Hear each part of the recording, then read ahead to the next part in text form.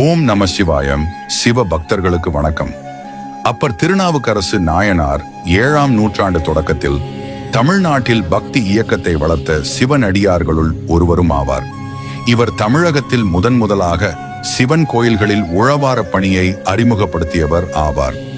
இவரை திருஞான சம்பந்தர் அப்பர் தந்தை என்று அழைத்தமையால் அப்பர் என்றும் நாவுக்கரசர் என்றும் அறியப்படுகிறார். இவர் தாண்டகம் எனும் விருத்த வகையை பாடியமையால் இவரை தாண்டகவேந்தர் என்றும் அழைக்கின்றனர். திருநாவுக்கரசர் சோழ நாட்டின் திருமுனைப்பாடி பகுதியில் இருந்த கடலூர் மாவட்டத்தில் உள்ள திருவாமூர் எனும் ஊரில் வேளாளர் குடியில் புகழனாருக்கும் மாதினியாருக்கும் பிறந்தார். இவருடைய இயற்பெயர் மருநீக்கியாராகும். இளமையில் சைவ சமயத்தினை விட்டு சமண சமயத்தவரானார். சமண நூல்களை கற்று அம்மத தலைவர்களில் ஒருவராகவும் இருந்தார். அப்போது தருமசேனர் என்று அழைக்கப்பட்டார். தருமசேனரின் தமக்கையார் திலகவதியார். இவர் சிவபக்தராக இருந்தார். அதனால் சமண சமயத்தில் தன்னுடைய தம்பி இணைந்ததை எண்ணி வருந்தி இறைவனிடம் முறையிட்டார். அதனால் தருமசேனருக்கு கடுமையான சூளை நோய் ஏற்பட்டது.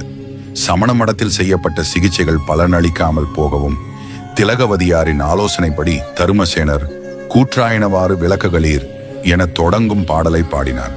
இப்பாடலால் நோய் தீர்ந்தது. அதன் பிறகு சைவ சமயத்தவராகி நாவுக்கரசர் என்று அழைக்கப்பட்டார். பல்வேறு சிவாலயங்களுக்கு சென்று தேவார பதிகங்களை பாடினார். அத்துடன் சிவாலயங்களை தூய்மை செய்யும் பணியையும் செய்தார். இதனை உழவார பணி என்று அழைக்கின்றனர். பல்வேறு சிவாலயங்களில் உழவார பணி செய்து முன்னோடியாக இருந்தமையால் உழவார தொண்டர் என அழைக்கப்பட்டார். இன்றும் சைவர்கள் உழவார பணியின் தலைவராக நாவுக்கரசரையே கொள்கின்றனர். சமண சமயத்தைச் சேர்ந்த மன்னன் மகேந்திர பல்லவன் திருநாவுக்கரசரை பலவிதங்களில் துன்புறுத்தினான். அத்துன்பங்களை திருநாவுக்கரசர் இறைவன் அருளால் வென்றார். இத்தகைய துன்பங்கள் இழைக்கப்பட்டும் இறைவன் அருளால் மீண்டதை கற்றுணை பூட்டியோர் கடலினுள் பாய்ச்சினும் நற்றுணையாவது நமச்சிவாயவே எனும் நமச்சிவாய பதிகத்தில் பதிவு செய்துள்ளார். இறுதியில் மகேந்திர பல்லவனும் சைவ சமயத்தை தழுவினான். தனது முதிர்ந்த வயதில் சிறுவராயிருந்த திருஞான சம்பந்த மூர்த்தி நாயனாருடன் சேர்ந்து தல யாத்திரைகள் செய்தார். மேலும் திருஞான சம்பந்தரால் அப்பர் எனவும் அழைக்கப்பட்டார். இவர் பாடிய தேவார பாடல்கள் 4, 5, 6 ஆகிய 3 திருமுறைகளில் வகுக்கப்பட்டுள்ளன. சமய தொண்டு புரிந்த திருநாவுக்கரசர் 81வது வயதில் திருப்புகலூரில் சித்திரை சதயத்தில் இறைவனடி கலந்தார். அவர் பாடிய தலங்களில் முக்கியமான தலம் மேலக்கடம்பூர் அமிர்த கடேஸ்வரர் கோயிலாகும். இங்கு அவர் என் கடன் பணி செய்து கிடப்பதே என்னும் வரிகளை பாடி அருளினார். மேலும் அவர் கரக்கோயில் என இத்தலத்தினை பாடியுள்ளார்.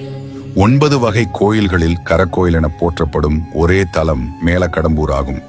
வேதாரண்யத்திலே திருக்கதவு திறக்க பாடியது விடத்தினால் இறந்த மூத்த திருநாவுக்கரசை உயிர்ப்பித்தது. திருநாவுக்கரசர் 49,000 தேவார பதிகங்களை பாடியுள்ளார். இவற்றில் சில பதிகங்கள் தாள அமைப்பினை சேர்ந்ததாக குறிப்பிடுகின்றனர். இவ்வாறு தாள அமைப்புடன் பாடப்பட்டவற்றை பண்ணாங்க பாடல்கள் என்றும் தாள அமைப்பு இல்லாத பாடல்கள் சுத்தாங்க பாடல்கள் என்றும் அழைக்கப்படுகின்றன. திருத்தாண்டகம், திருவிருத்தம், திருக்குறுந்தொகை ஆகியவை அப்பர் பாடிய சுத்தாங்க பதிகங்கள். அப்பரின் பாடல்கள் தமிழ் சுவையும் பக்தி சுவையும் தோய்ந்தவை. உதாரணத்திற்கு மாசில் வீணையும் மாலை மதியமும் வீசு தென்றலும் வீங்கிள வேணிலும் மூசு வண்டரை பொய்கையும் போன்றதே ஈசன் எந்தை இணையடி நீழலே, ஈசனுடைய அடிகளில் சரணடைந்தால் மர நிழல் தரும் குளுமை போன்றிருக்கும் என்று கூறிய அப்பர் அடிகள் அந்த நிழலானது குற்றமற்ற வீணை இசை போன்றது, இளம் மாலையில் தோன்றிய நிலவின் குளுமையை ஒத்தது, வீசுகின்ற தென்றல் போன்றது, இளவேநீர் காலத்தின் உயிர்ப்பை கொண்டது, தாமரை மலர்களை சுற்றும் வண்டுகளை கொண்ட குளம் போன்றது என்கிறார். அவர் உதாரணமாக கூறிய அனைத்தும் மனதுக்கு இனிமை சேர்ப்பவை, அனைத்து இனிமைகளையும் ஒரு சேர அளிப்பது இறைவனது பாத நிழலே என்கிறார் அப்பர். சிவனை நினைத்தாலே முக்தி நிச்சயம். நீங்கள் கடைசியாக சென்று வந்த சிவன் கோயிலை இங்கே பதிவிடவும். ஈசனை நினைத்து மகிழ்வாக வாழுங்கள். ஈசன் நம்மை என்றும் கைவிட மாட்டா. ஓம் நம சிவாய.